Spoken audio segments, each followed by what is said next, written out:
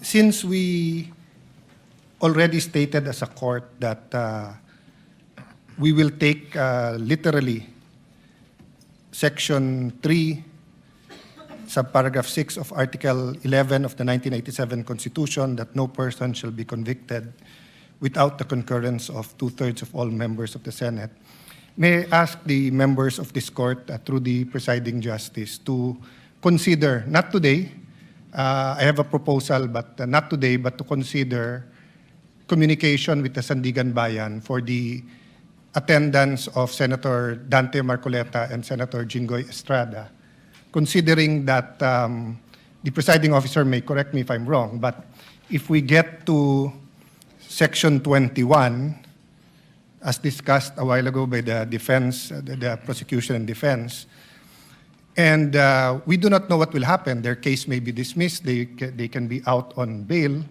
So we want them to be able to participate and observe the witnesses as senator judges here. Mr. Presiding Officer, as far as I'm concerned, I would allow siguro mag-monitor yung mga si Senator Jinggoy, Senator Marcoleta.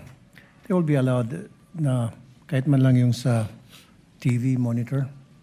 Para sa akin, I do agree with what Senator Alan Peter Cayetano was suggesting. Thank you. Mr. Presiding Officer. Ginoong tagapamahalang hukom, gusto ko lamang pong sundan yung sinabi ni Senator Judge Alan Peter Cayetano at magpasalamat po kay Senator Judge Raffy Tulfo. Gusto ko lamang pong linawin na ang hinihingi po namin kung hindi man makapag-participate dahil sinasabi nga po ay ipinagbabawal silang makapag-participate at bumoto si Senator Jinggoy Estrada at Senator Judge Marcoleta, ang hinihingi po namin ay makapunta po sila dito bilang observer.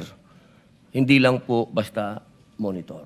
Yun lamang po. Maraming salamat. Noted, at the proper time, we shall discuss this matter and settle it as a court or in caucus.